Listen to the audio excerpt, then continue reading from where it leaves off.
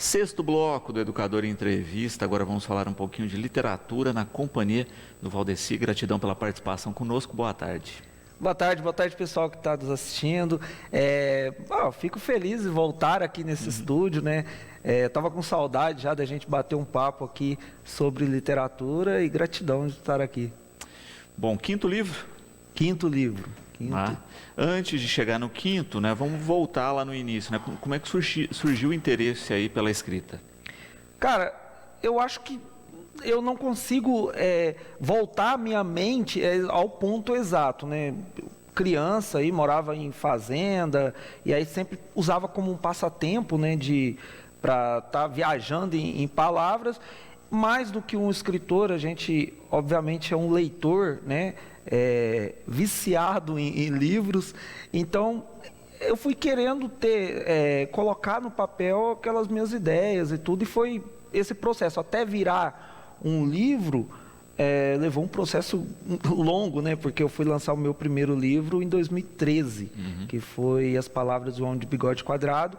Já estava escrito, estava na gaveta, eu não tinha pretensão nenhuma de escrever, foi mais por força, por obrigação da patroa, a dona Cristina, minha esposa, que tirou da gaveta.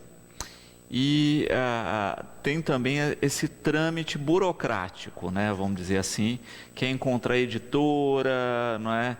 Conseguir aí fazer a questão específica do lançamento, porque quando a gente pensa em mercado editorial no Brasil hoje, né, é lógico que ele diversificou muito, mas você tem de tudo, né? Você tem desde, de fato, a editora que quer novos autores, que quer lançar, etc. Sim.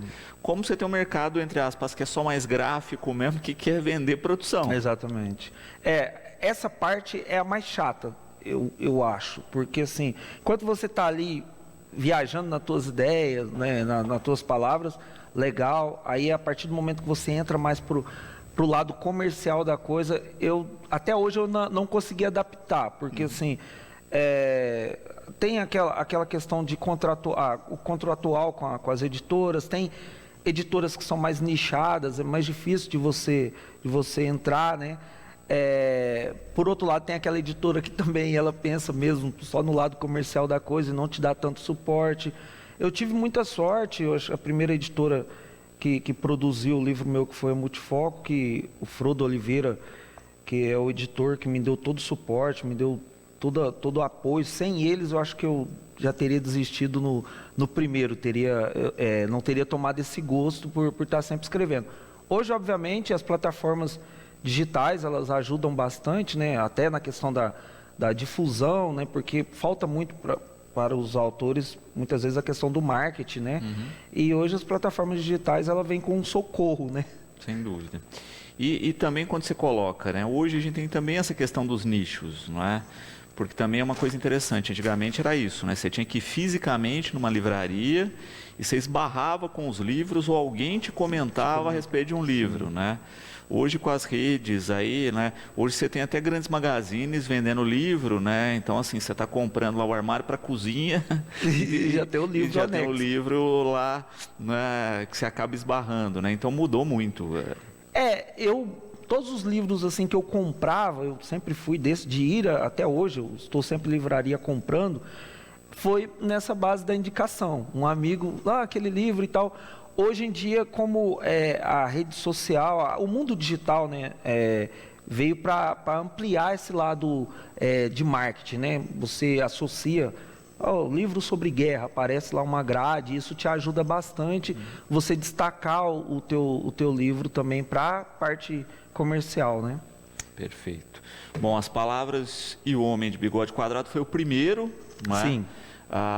Do que trata esse primeiro aqui? Como é que foi esse primeiro lançamento? Esse daí foi sobre a Segunda Guerra Mundial, né? Eu narro a história de dois amigos, visto do ponto de vista assim, de Berlim, 1937 a 1945, bem no foco da guerra, né? Como chegavam as notícias, o cotidiano da guerra para as crianças ali na época, né? Então é um livro assim, também, assim como todos os meus outros materiais, focado aí num pano de fundo histórico, né? Eu gosto de trabalhar muito isso porque eu aprendo bastante produzindo, né? Tem que pesquisar. Exatamente, eu acho que me enriquece muito mais do que só propriamente escrevendo. E isso também é um fator que exige tempo do escritor, né? No sentido de, olha, tive a ideia, mas será que de fato encaixa, né? Será que vai estar dentro de uma possibilidade real e tal, né? Não é uma trava, porque a gente sabe, né, que literatura você tem esse espaço, mas... Eu costumo... A parte mais difícil para entrar nesse ramo dentro de conteúdo histórico, fatos históricos, é você embutir o romance, a história, né, dentro daquele tema verídico, né? Que sempre é a minha maior dificuldade. Eu levo mais tempo pensando na espécie, né, na dramatização, do que propriamente escrevendo. Por exemplo, tem livro que eu já estou criando na mente aqui há 2 anos e ainda não consegui incluir ele em algum acontecimento histórico, né? Então eu acho mais difícil fazer essa compactação, né, de drama, de romance com a história propriamente. Perfeito.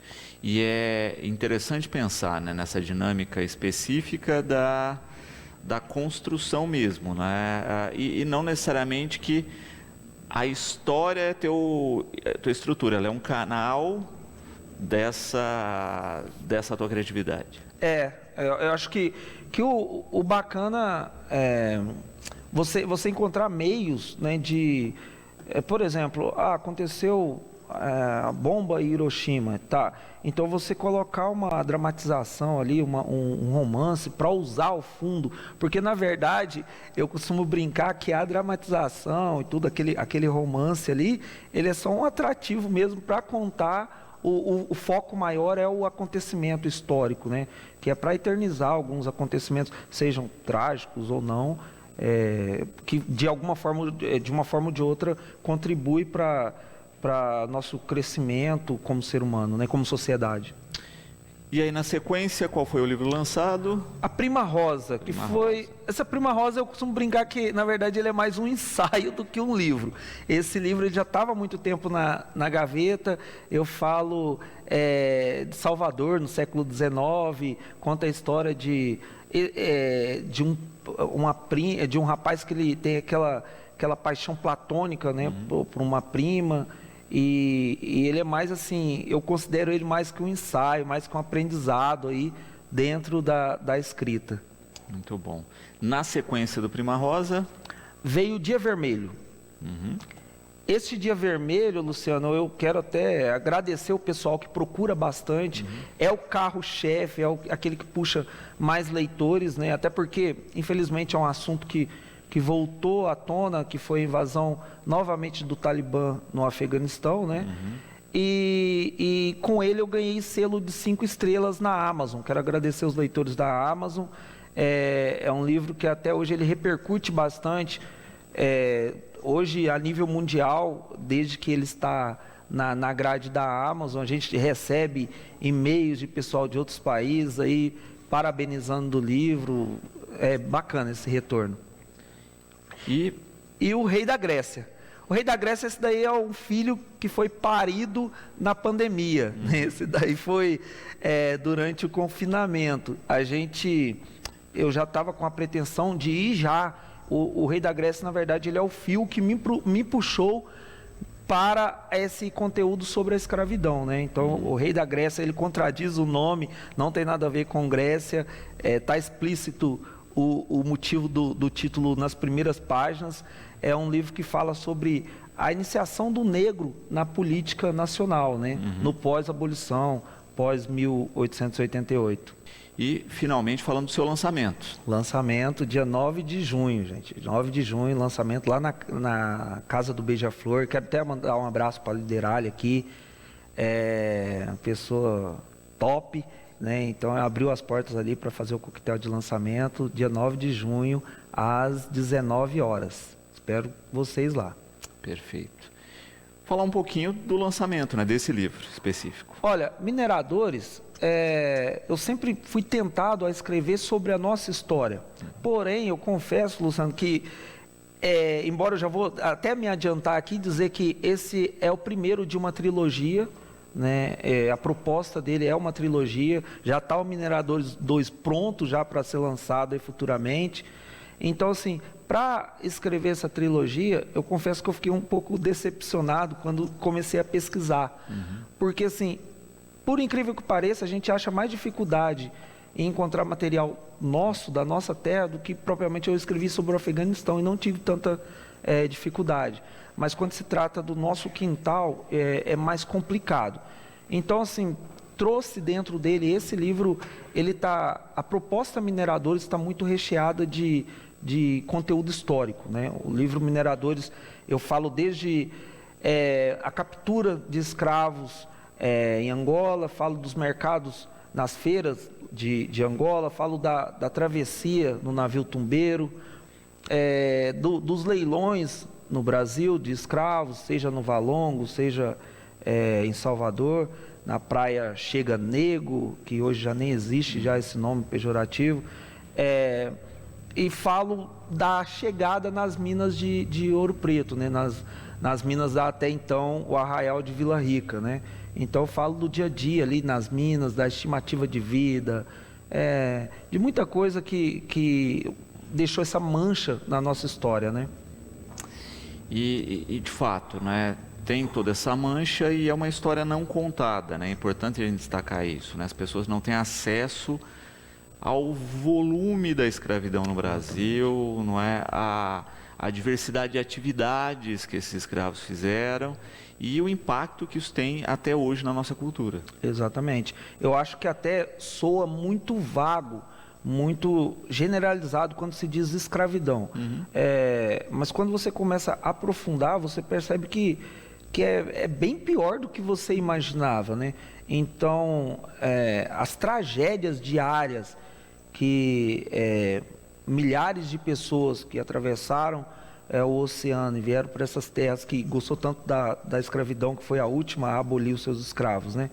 Então, as torturas diárias que essas pessoas sofriam, que eram infligidas a essas pessoas, isso aí é uma tragédia da qual a gente, obviamente, se envergonha, né? Mas tem que ser tratada, tem que ser escancarada para a gente não cometer esse erro no futuro, né? Sem dúvida. E como você coloca bem, né, para que de fato a gente conheça a nossa história, porque a gente só não repete erros conhecendo os erros do passado. Exatamente. Né? Encobrir os erros do passado não vai fazer que a gente tenha um futuro melhor. Exatamente. Disse tudo, é o que eu penso, porque eu acho que até uma falha nossa, eu não vou nem entrar no âmbito aqui de estrutura governamental, etc., mas eu acho que é uma falha nossa que a gente aborda pouco a nossa história. A gente, Império Romano, a gente sabe falar de cor, a gente sabe falar do Império Grego, sabe falar dos Incas, etc. Porém, a gente sabe falar pouco da nossa história, porque a nossa história, ela começa, infelizmente, à base da escravidão. Então, mas que tem que ser contado, faz parte do que nós somos hoje, né? Sim. Você me falava aqui no intervalo que a capa, né? Você se inspirou, você pegou a foto aí de uma pessoa real. Sim, me perdoe que eu não vou saber pronunciar o nome dele. Mas os créditos estão no interior do livro. Ele é um nigeriano que me cedeu essa imagem real, né? E eu gostei bastante. Ele gostou da história e gentilmente me cedeu essa imagem. Que basicamente, quando você abrir o livro, vai ver que realmente ele descreve bem o personagem central dessa história. Muito bom. E falando a respeito, né, de lançamento agora, né, de toda a divulgação, né, o lançamento oficial na Casa do Beija-Flor aqui na cidade. Exatamente, na Casa do Beija-Flor, na Amador de Barros, eu acho que 872, se eu não me engano, dia 9 de junho, espero vocês, e depois, pós isso, já vai ser disponibilizado na Amazon, nas plataformas, né? Ele não está ainda nem para pré-venda. Não está ainda. Quem quiser, a editora já disponibilizou o primeiro lote. Quem quiser encomendar esse livro para pegar no lançamento, que aí vem o lote para entregar no lançamento, então é só entrar em contato comigo. Eu vou deixar o telefone aqui com a produção do Luciano Quem quiser entrar em contato, eu pego lá com a editora e você retira no lançamento, que é dia 9 de junho. Perfeito. Qual é a editora? Essa daí é Print Store. Perfeito, perfeito.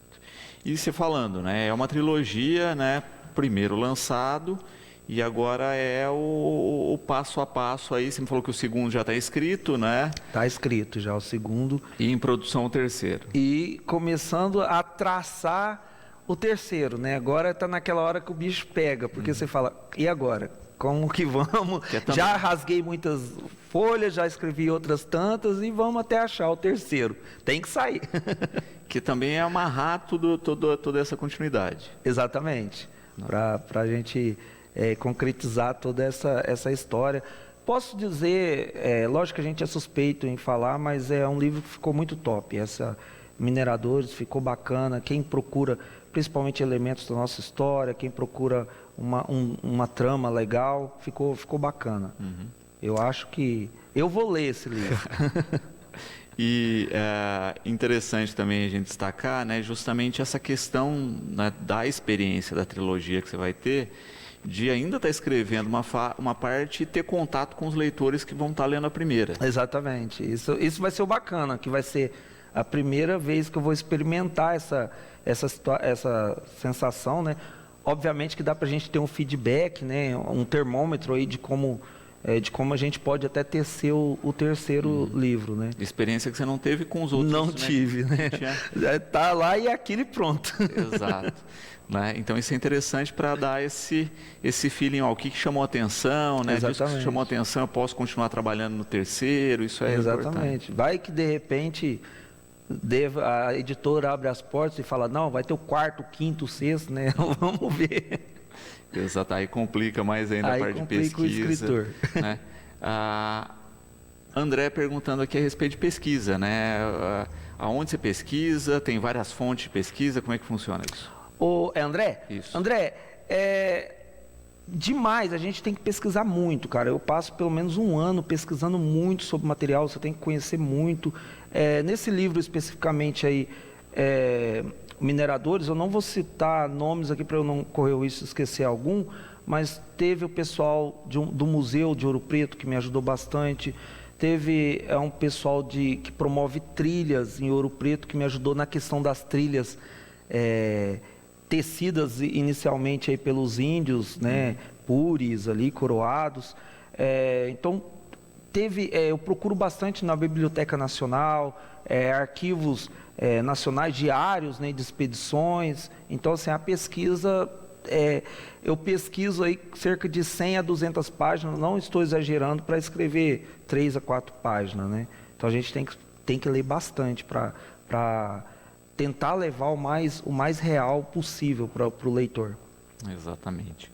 E é isso, né? Como a nossa história é muito rica, né? Como você coloca, olha, as trilhas e as estradas que a gente tem até hoje no país, né, foram desenvolvidas pelos povos originários, né? A gente tem muita... A própria Bandeirantes, que leva o nome dos bandeirantes, né? Os bandeirantes faziam um caminho que já era dos indígenas. Né? É um nome equivocado aí, porque o caminho não era deles, eles se aproveitaram Fernão do Dias também. Exato. Né? Mas, de fato, é um resgate importante aí, né, de ter essa conexão. E importante também que a gente conheça, né, um pouco mais dessa história, também através da ficção. Exatamente. Eu convido a todos para lerem. É um livro que ficou... tá cheio de curiosidades, você pega muita coisa, até expressões que a gente usa no dia a dia, que nasceu dentro das minas. Muita coisa assim que eu, sendo mineiro, morei em Minas, estou em Minas direto, e mesmo assim passava por mim de maneira vaga, e eu não tinha contato até começar a fazer o laboratório para mineradores. Perfeito. Então, repetindo o lançamento... Dia 9 de junho agora, às 19 horas, na Casa do Beija-Flor. Muito bom. Valdeci, parabéns sempre, não é? O programa, você sabe que está sempre de portas abertas, não é?